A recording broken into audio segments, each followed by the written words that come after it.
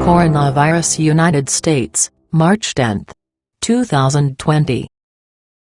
Bloomberg: controlling the coronavirus outbreak in some parts of the U.S. is now beyond containment efforts, said Robert Redfield, director of the Centers for Disease Control and Prevention. New York became one of the first states to try to limit the movement of large groups of people to staunch the spread of the disease in a suburb of New York City. CBS News: schools to close for 2 weeks in containment area near New York City. New York officials are stepping up their efforts to combat the spread of coronavirus. Governor Andrew Cuomo announced Tuesday that officials are implementing a containment area centered in New Rochelle, a suburb of New York City. Within the containment area, a 1-mile radius, large gathering places will be closed for 2 weeks, officials said. That includes schools and places of worship. We are also going to use the National Guard in the containment area to deliver food to homes, to help with the cleaning of public spaces,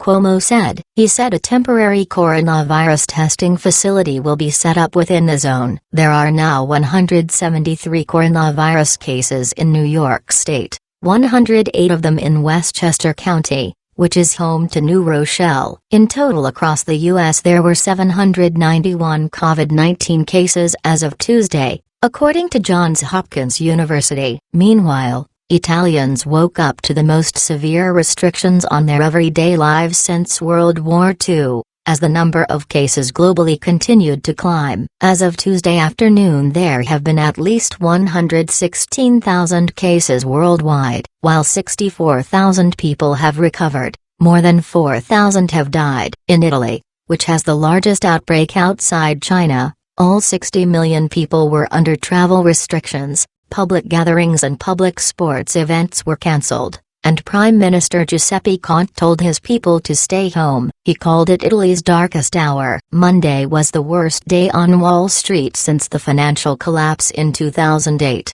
with the Dow Jones Industrial Average falling nearly 8%. Markets showed early rebounds Tuesday morning, although several economic road signs were pointing to a possible coronavirus-induced recession. Florida declares state of emergency. Florida became one of 14 states to declare a state of emergency on Monday over coronavirus concerns. 14 Florida residents and 1 non-resident have tested positive for COVID-19, and 2 people in the state have died from the disease, according to Florida's Department of Health. The declaration was made amid spring break for millions of Americans, and some tourism officials were worried about the outbreak's potential impact on businesses. For now, tourists are still flocking to the Sunshine State, CBS This Morning reported Tuesday. BBC: thousands of new cases across the world are being reported each day, and the true scale could be 10 times higher. There are 761 confirmed cases in the U.S.,